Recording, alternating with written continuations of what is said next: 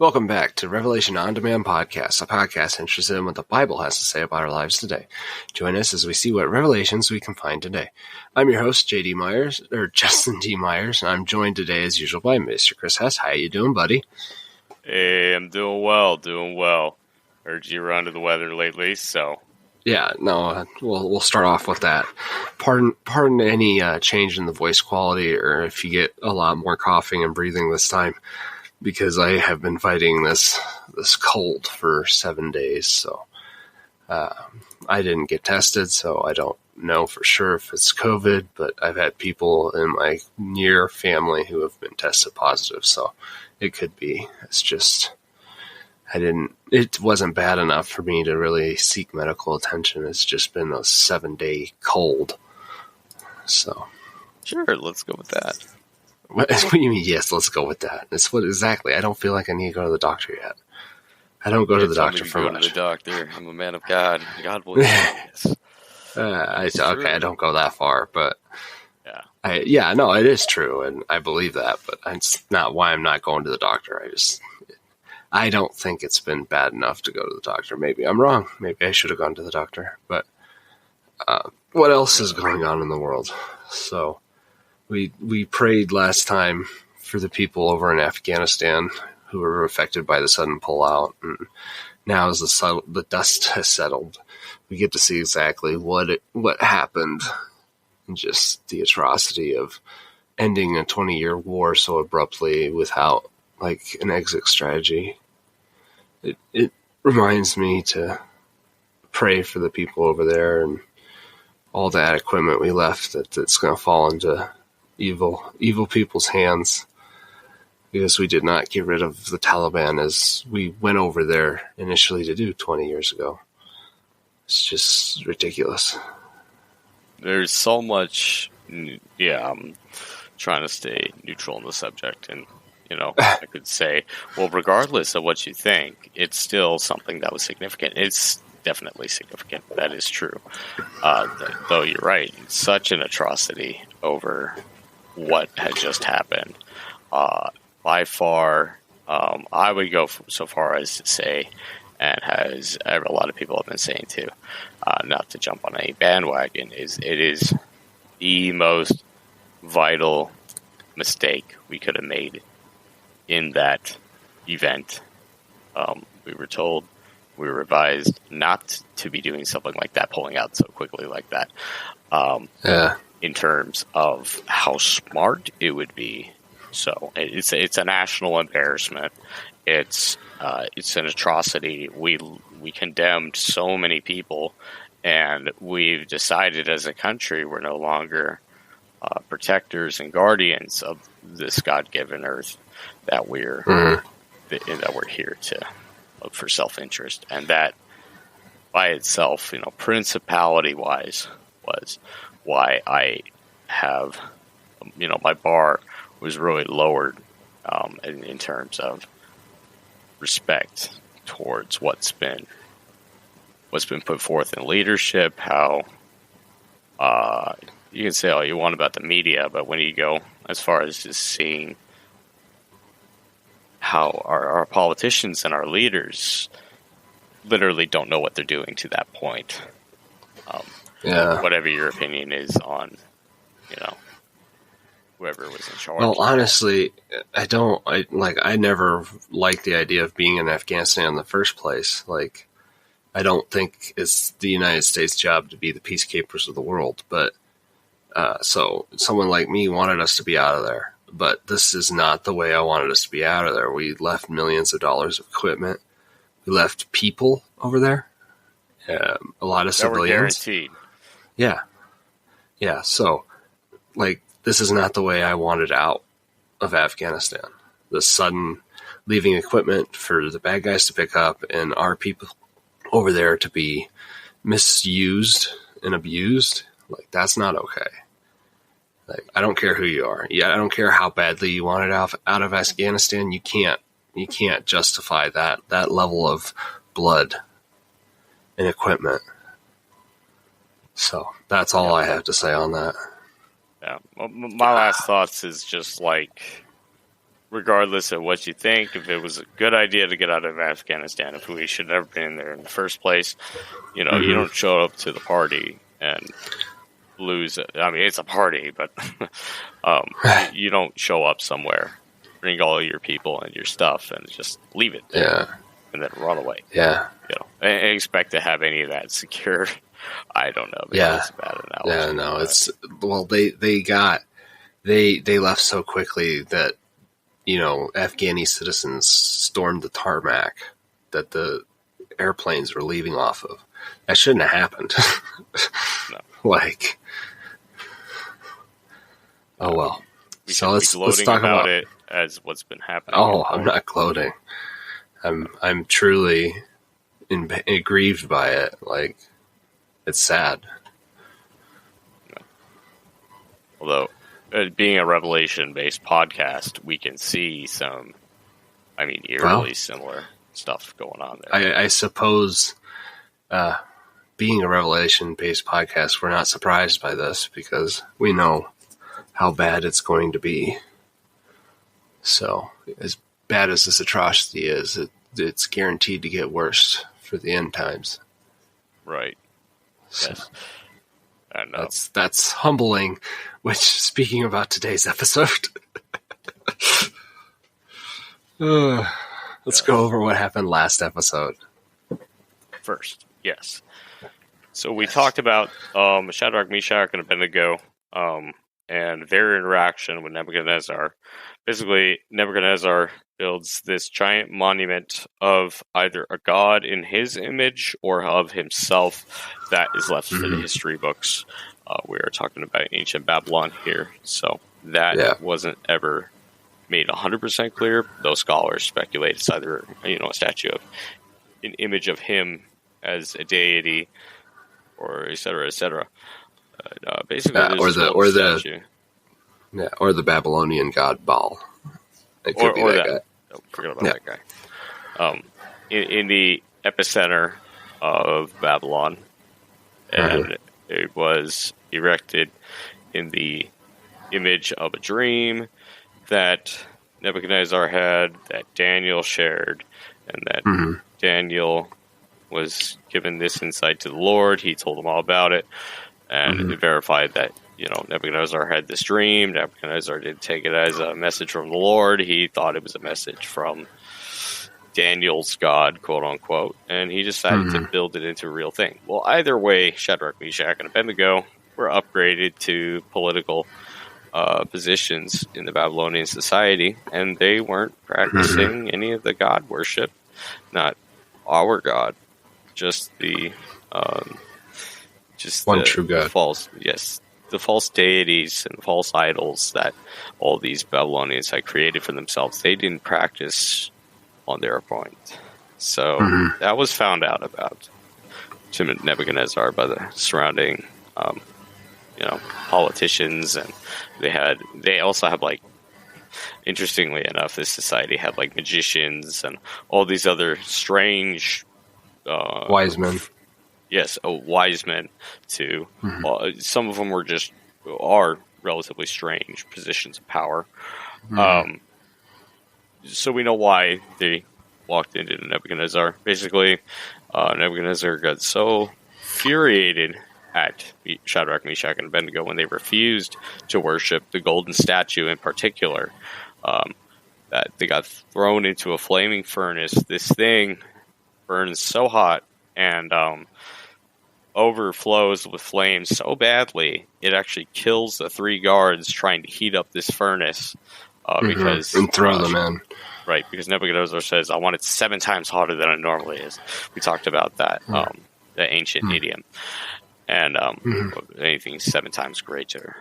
And basically, it kills the 3 guards, doesn't kill Shadrach, Meshach, and Abednego. And there's an angel of the Lord that appears before the flames and the ashes, and that's what Nebuchadnezzar sees. And he's once again baffled by the power of Daniel and Shadrach, Meshach, and Abednego's God. So that was the third realization. Well, I guess it was the second, because the first chapter was just him realizing how how wise Daniel,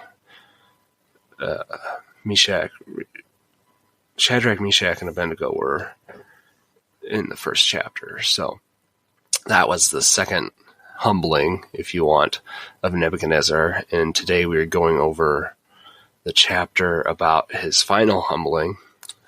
This is a little bit of a crazy story. This letter is actually written by King Nebuchadnezzar, and it starts out in the first person, and then he switches over to third person during the meat of the narrative, and then at the end he'll come back to first person again.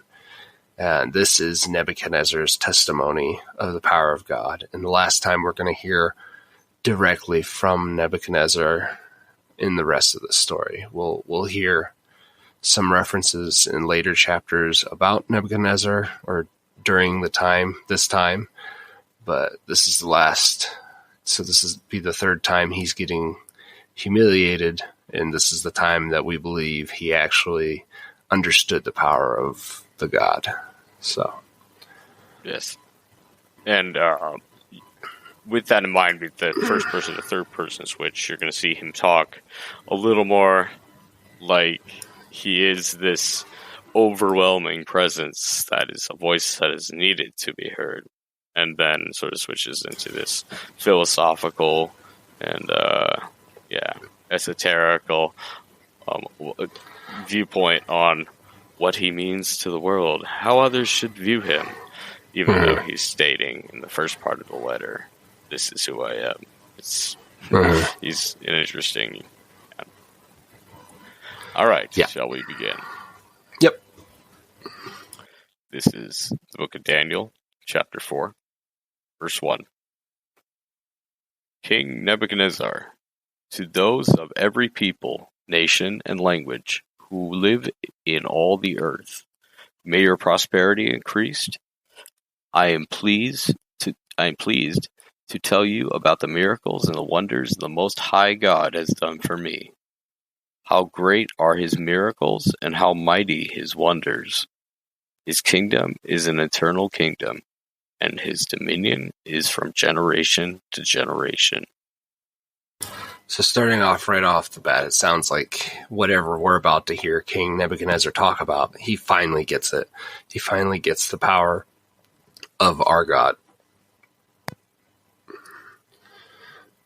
And he actually lifts God to his proper position. Instead of calling him like the God of Daniel or Daniel's God, he's saying the Most High God. And he's giving him the signs and wonders, which is paralleled in the New Testament. He talks about how mighty his wonders, his kingdom is eternal kingdom. These are all lines that we hear repeated in the New Testament when the New Testament writers are talking about signs and wonders. Right. And we'll see that this is another dream that has bothered Nebuchadnezzar to the point that he is freaking out about it. And he calls once again on Daniel to interpret this dream. Cool. So, yeah. Right. And as we talked about in the first episode, talking about, what was it, chapter 2, when Nebuchadnezzar gets his holy insight, so to speak, and he talks to his seers, the wise men, all that stuff, is that he holds dreams on a very high value. But also, in this culture that claims to be ever so spiritual, whether it was for political, I keep using that word today, prosperity and gain in their society to be associated with a god, or not, they do take, and you'll see a lot in ancient cultures, is that dreams are ever so insightful toward what could they possibly mean for someone's life. You even see it today where, you know, you yourself might even want to talk to your pastors, or whether it's your pastor, your counselor, your psychiatrist, about what you've been dreaming about. They can hold significant value, and especially to this individual here. Yeah. All right. Next section. I, Nebuchadnezzar, was at ease in my house and flourishing in my palace. I had a dream, and it frightened me. While in my bed, the images and visions in my mind alarmed me. So I issued a decree to bring all the wise men of Babylon to me in order that they might take the dream's interpretation known to me. When the diviner priests, mediums, Chaldeans, and astrologers came in, I told them the dream, but they could not make the interpretation known to me. Finally, Daniel, named Belteshazzar, after the name of my God, and the spirit of the holy gods is in him, came before me. I told him the dream.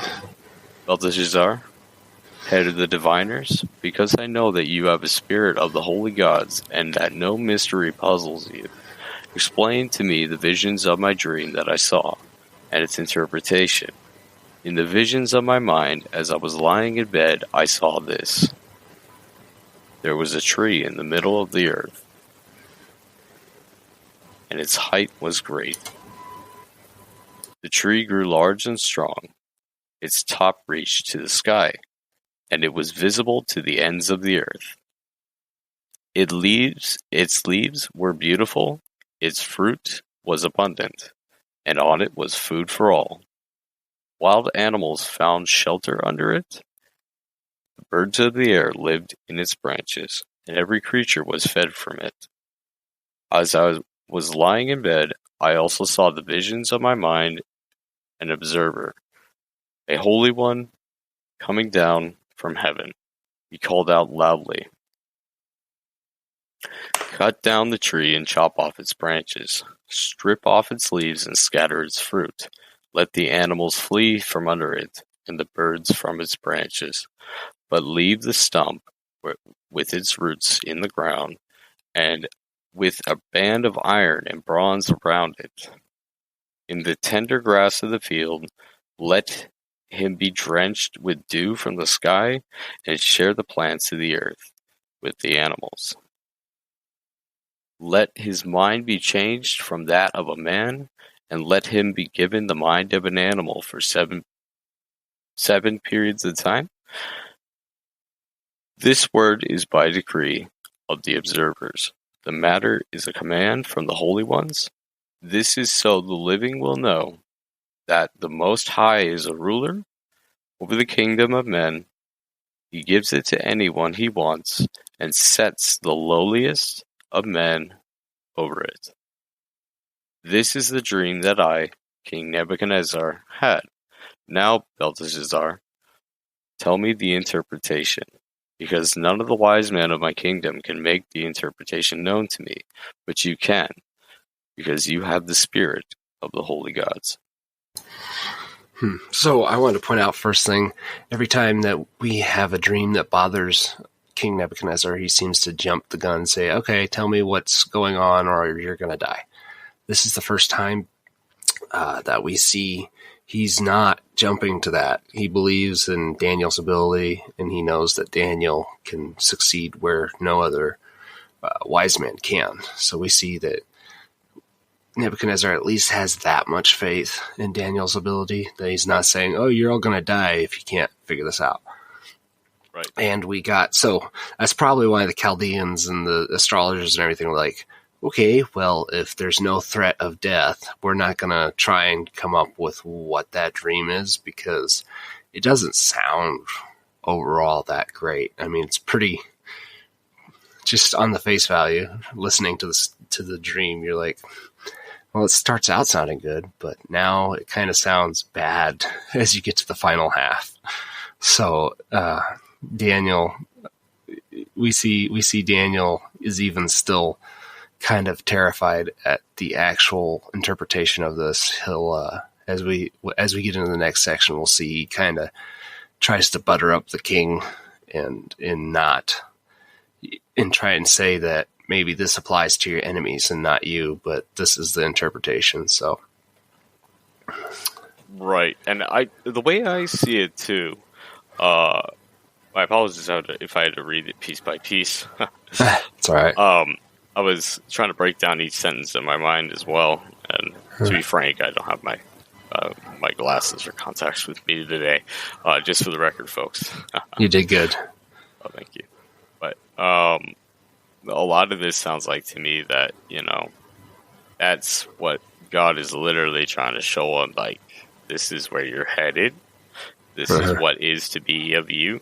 And this is like, it's a commandment of him to disperse his wealth and to restore the damage he's done.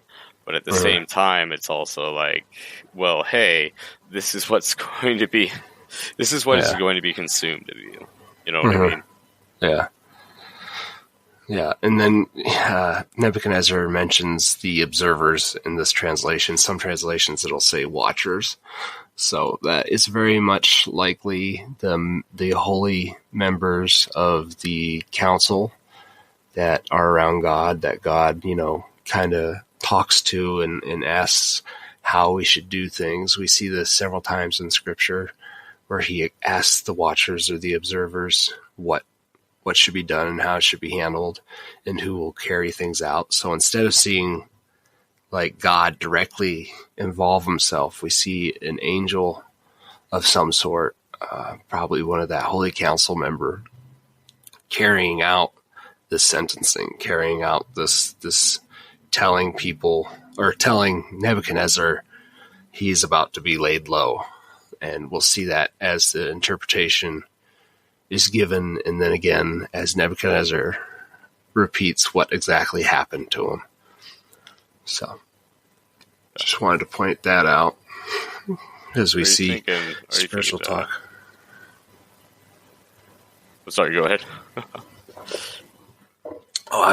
He was mentioning spiritual beings, and that's one of the things we like to pick up on. Yeah. Are you talking about the elders on his council? I'm not 100% sure if it's the same as the elder council. This could be just someone from the council. So the way I see it is that there's God on his throne. There's the elder council, which tends to be called the 24 thrones that we see in Revelation. And then there's a whole host of spirits and angels that are a lower part of that council and carry out the will of God in the spiritual realm. So I'm not 100% sure if this is like an elder from that council or if this is just an angel that's going forth with the authority of God to carry out what is about to happen. Yes. Why this isn't the angel of the Lord like we see when God is leading Israel, or as we see when God talks to Moses, like why is this not the angel of the Lord? I'm not sure. Could be that God doesn't feel the need to send his specific presence to Nebuchadnezzar. I'm not 100% sure on that, but we do see God use different spiritual beings throughout the Bible, so it's not unusual. I don't know why God's not using his specific spiritual being, Yeah, as others, it's more so often in the Old Testament have seen the presence of God, talked with the presence of God. You do make a valid point. If all this sounds unfamiliar to any of you guys in the audience, we are talking about the hierarchy of angels that are present in heaven, which we talked about already in Revelation. There's also there's so many different classifications and all of these important things that it's an awesome subject to get into, really. Yeah.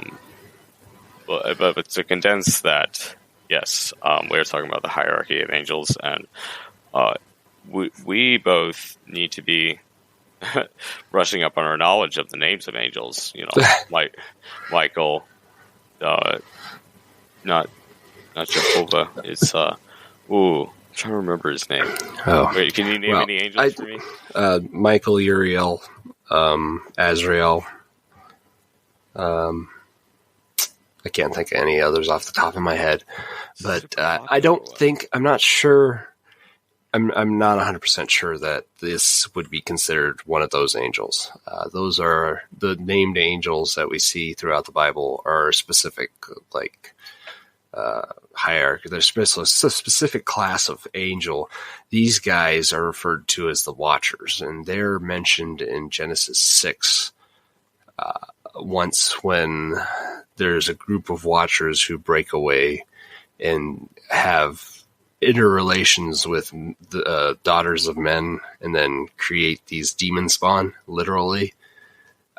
So the fact that it's referring to them as Watchers tells me it's part of this class of the angels who broke away in the beginning of Genesis.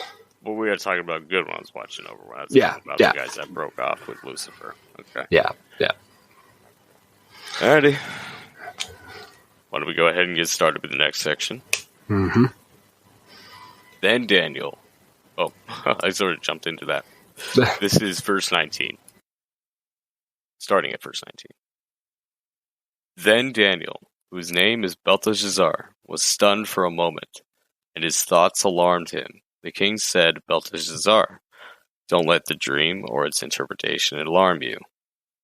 Belteshazzar answered, My lord, may the dream apply to those who hate you, and its interpretation to your enemies.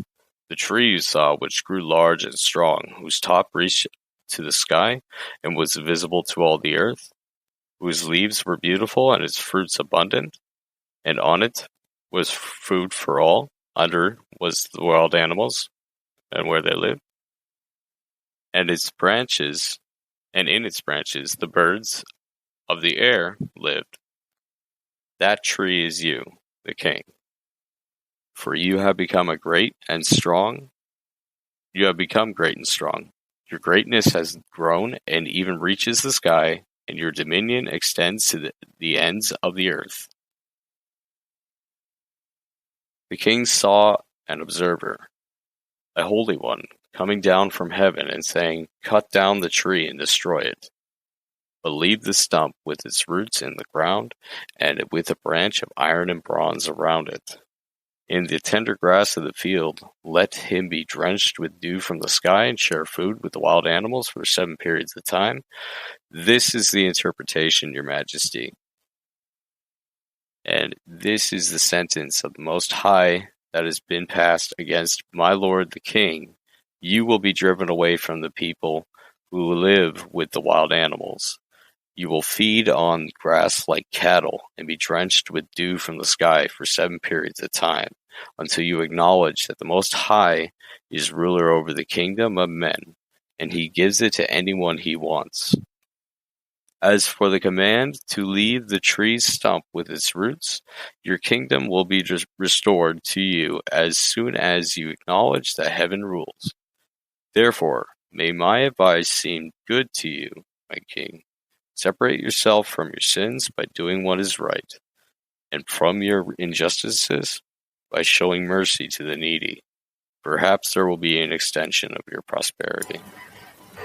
So, like I said, right off the bat there, Daniel hears the dream and he's like, oh crap, I have to deliver even more bad news to this guy, and he has a bad attitude. So, he's kind of thinking, do I really want to give him the truth? And Nebuchadnezzar sees this and he's like, do not fear, like, tell me what it is. Like, and Daniel, like, even opens his interpretation, like, let it apply to your enemies.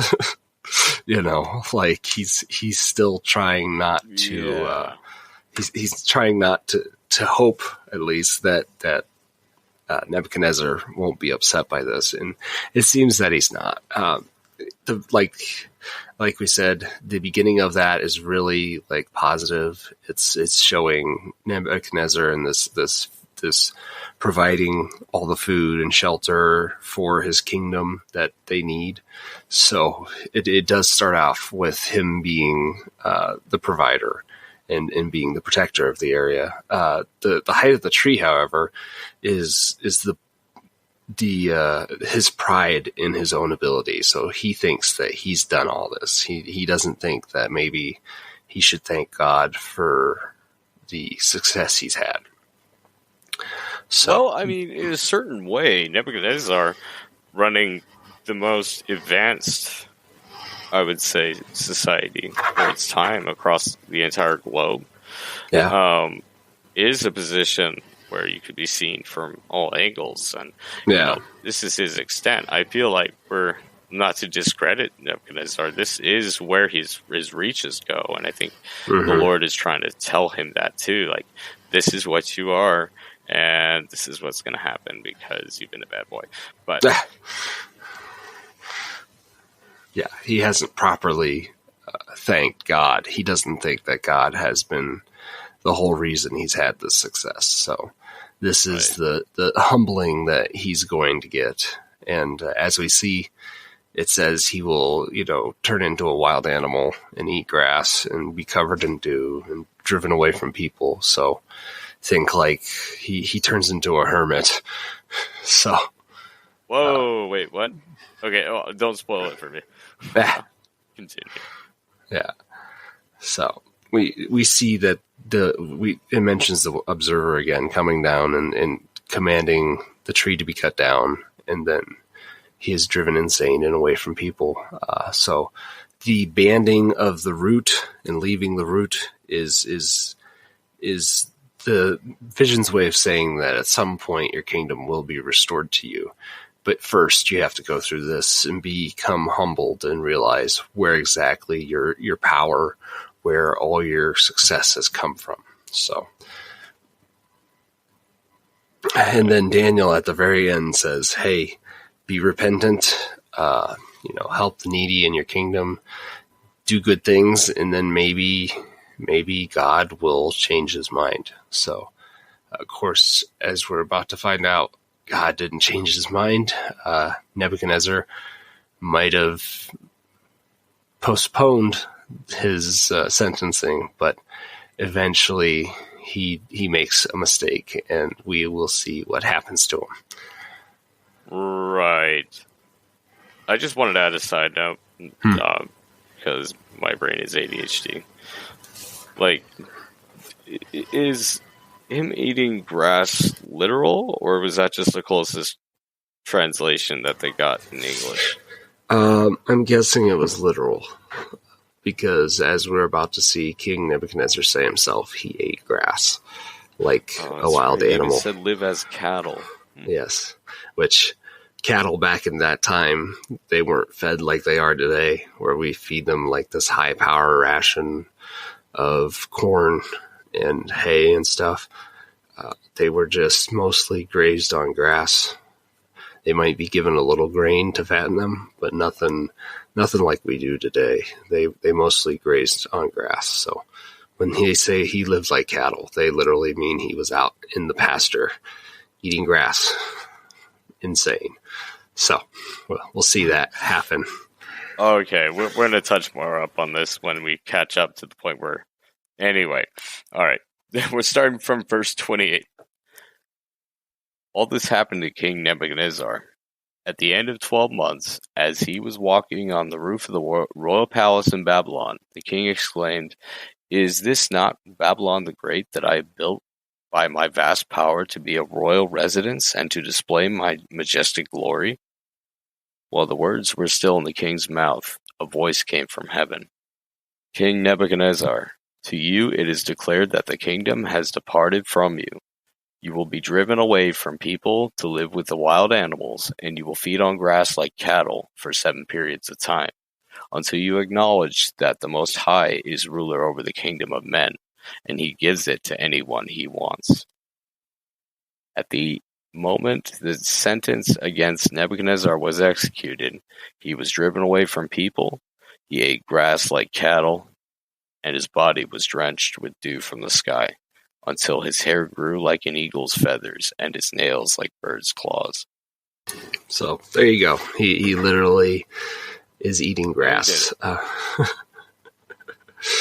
Yeah. So we see Nebuchadnezzar, 12 months later, he might have been repentant and truly trying to worship God up until that point, but at one point he's just walking around on his palace roof and he's like, yeah, no, I think I did all this. This is pretty amazing. About halfway through a sentence, we see the Watchers show up and say, yep, you're going to be driven away from people and your kingdom taken from you. Have fun, so this is just tough lesson in life. I mean, at first it might have just been a dream, like this is what you were doing, and then they're like, no, seriously, go do it. Maybe that'll drive the idea through your head.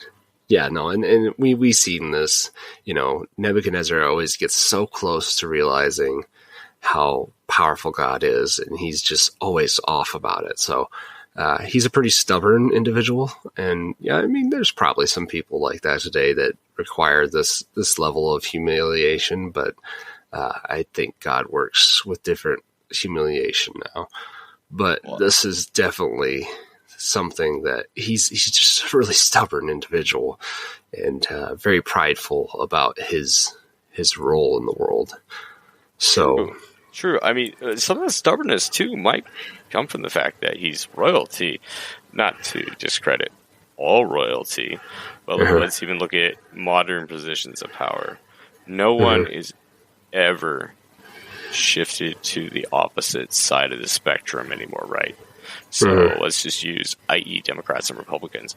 You're never going to hear a Republican go Democrat, Democrat go Republican up on the stage or up in in their houses of power. That doesn't happen. It might happen to the average Joe where they're like, "Wow, I really changed my mind. I mean, I found the error in my ways," and that just doesn't happen on the higher ups because that's what they eat, sleep, breathe is their ideology and the ideology they're associated with. So a lot of this is ingrained into the man, and whether or not, I'll give Nebuchadnezzar credit that he's a spiritual leader, where he acknowledges the belief system as so fake as it is in Babylon, to the point where we even found out and we were able to gather that people were just making gods for the heck of it. I mean, but, he's still a very spiritual leader, so he wants to acknowledge all this. And as far as that goes, that is the number one way that God's going to be able to pull him in. Don't get me wrong. But at the same time, he really lets things get to his head because that's, his sense of relief. He's in this position of power. He deserves it. It's all him, right? And, we see that with politicians in the state. Oh, it was all me. Yeah. Oh, that was not me. No error in our ways. Yeah. Yeah, and that, I think that's where the term, the higher you are, the harder the fall comes from, where we don't hardly understand his position because he was a king of the largest empire in the world. Like, the level of power he had is boggling. Our politicians, as corrupt as they are today, can't even imagine having that level of power. Like, anything he said goes in the empire. So, like, this is a power that can't imagine in the first place. Yeah. Well, some of them probably want it, but it's one of those things. This is so hard to tell exactly where he's coming from, and it could be why he's had this massive, massive humiliation. He goes from the most powerful man in the world to acting like a cow. So, yeah. Silly as it is, that's dedication right there. Yeah. So that could just be the level of humiliation he needed. And of course, God knows that. So as we see, when he talks in the next section, he finally gets it. So anything else to add, or you want to get into the last section? Well, now you said that, I'm excited to read it. I'm always excited to read this. Yes. Starting at verse 34. But at the end of those days, I, Nebuchadnezzar, looked up to heaven, and my sanity returned to me. Then I praised the Most High, and honored and glorified him who lives forever. For his dominion is an everlasting dominion, and his kingdom is from generation to generation. All the inhabitants of the earth are counted as nothing, and he does what he wants with the army of heaven and the inhabitants of the earth. There is no one who can hold back his hand or say to him, "What have you done?" At that time my sanity returned to me, and my majesty and splendor returned to me, for the glory of my kingdom, My advisors and nobles sought me out. I was reestablished over my kingdom, and even more greatness came to me. Now I, Nebuchadnezzar, praise, exalt, and glorify the King of heaven, because all his works are true, and his ways are just. He is able to humble those who walk in pride. And there we go. Nebuchadnezzar finally gets it. It only took him how many years and how many stories about humbling him? We finally see him realize that our God is the God Most High. So, right. And just as a reminder here of what Justin was talking about earlier, this isn't correlating as step 4, step 5 of Daniel's journey or of this story entirely. This is in tandem or continuum with events that we have not seen yet, other than the fact that we know that this happened.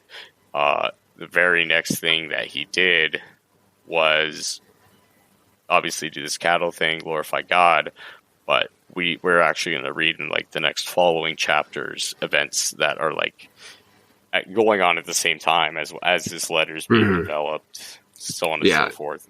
This letter actually does not come until like later on in the book of Daniel anyway. Yeah, I think so. But we see the first 4 chapters of Daniel are focused on Nebuchadnezzar's journey from this really tyrannical king to becoming a servant for the Most High God. And yeah, we're going to see some more chapters. It's not the next few chapters. It'll be later in the book of Daniel where it talks about the time of Nebuchadnezzar, but it's not focused on Nebuchadnezzar. We're focused more on Daniel and his visions of the future. So for the next 3 chapters, we're going to be looking at stories that are linked back to the last 3 chapters. So, but it'll be with a different king. I think for every chapter, it's a completely different king.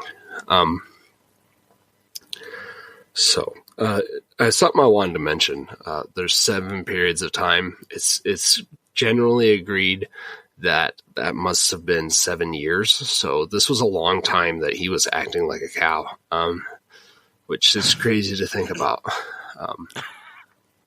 But as I said before, he was a really prideful individual with a lot of power. He must have needed that much, humility. So this could be Nebuchadnezzar trying to warn others not to disobey the one true God. As I said, he finally gets it this time. He praises the one true God. He doesn't say Daniel's God. He doesn't say the God of the Jews. He says the one true high God. So, and like I said, we're moving on in the story of the kingdom. So this story happened semi-close to the end of Nebuchadnezzar's reign, because in the next chapter we'll be seeing the next king who took over after several kings, actually. So, but in this chapter we see prophecy, and then prophecy fulfilled immediately. There's not a whole lot of stories where you get prophecy and you see it fulfilled within the same chapter. So this is a beautiful example of that, where we're given the prophecy, what's going to happen to Nebuchadnezzar, and then boom, we see it happen to Nebuchadnezzar. So, whereas, at the very least bit, but you go ahead. Oh, I was going to say, whereas those other dreams still were partially, to be fulfilled. So, right. And I feel like, that brings up a good point too, like just on a philosophical level. That the Lord is ever revealing to us too, like every step of the way. If he's ever present and always there with us, I feel like every step of the way he reveals something to us, and it just takes up until the point that, we finally click with it. That he's like, "Hey, been here for a while, and this is where you're at in your personal life story. Just thought I'd remind you."